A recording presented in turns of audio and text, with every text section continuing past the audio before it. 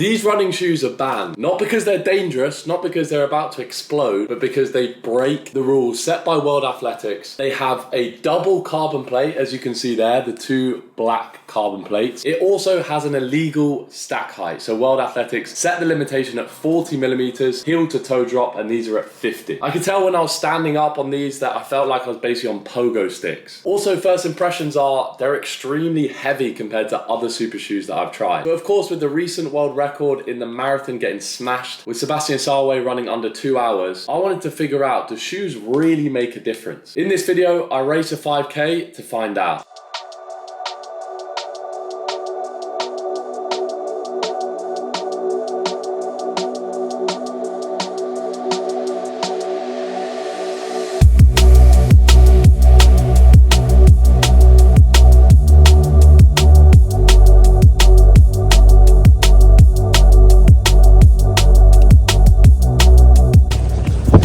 One thing to note though is that it is a heat wave currently in London, so probably not the best time to try the shoes in a race, but we'll give it a good go. I'll let you know my honest thoughts. Maybe we'll adjust the pace to the heat, the conditions, and my current fitness, which is definitely not at its peak level, but currently on this easy run, I am loving them.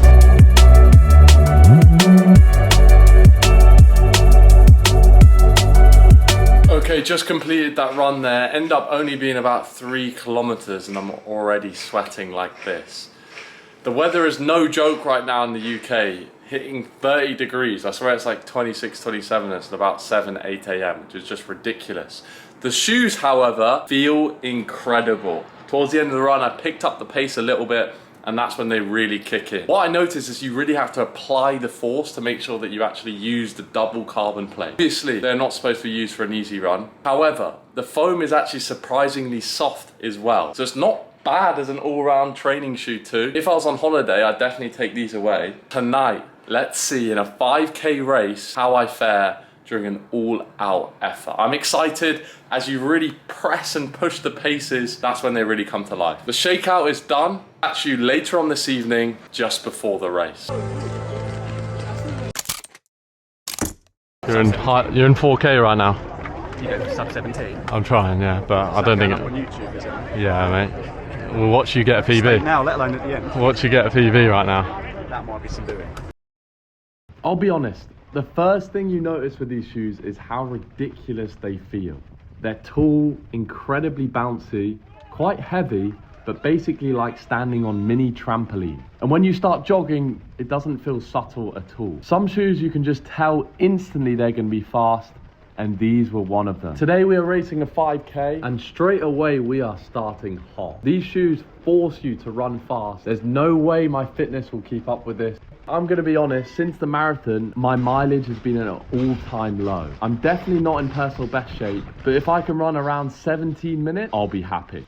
Straight away, I could feel how cruisy these felt at a decent pace. They basically encourage you to roll forward, be on your toes. The added squishiness and foam really protects your legs too. So before you do waste your money on these won't turn a 25-minute 5K runner into a sub 20-minute 5K runner. They don't magically give you fitness you haven't yet built. And they definitely don't do the hard bit for you. Because after the first kilometer, while they did feel bouncy and fast, I was still breathing pretty hard and the effort felt extremely high. And this shoe isn't gonna magically remove the pain. But this is where it gets interesting. You could tell these shoes were forcing me to run fast, but my fitness could not catch up. You can see with my heart rate here, typically in a 5K race, it's low 170. We were pushing upper 170, even hitting 180 at one point already in the race.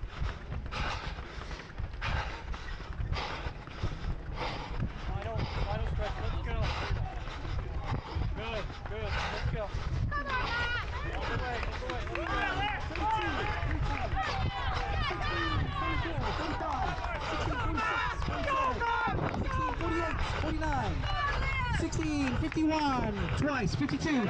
So, we ran under 17 minutes, not a PB, but I was very happy with that given the shape I'm in.